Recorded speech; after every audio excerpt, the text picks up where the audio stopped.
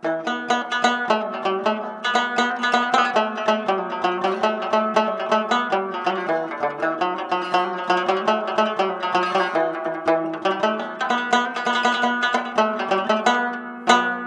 Shahzad from Multan advocate.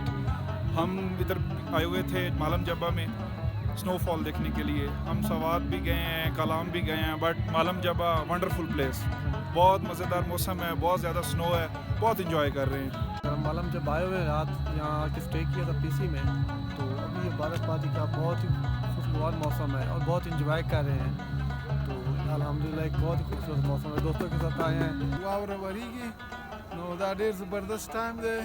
ټولو دوستانو ملګرو ته انویټیشن ورکوو چې دلته راشي او دا هغه انجویمنټ وکړي موږ سره.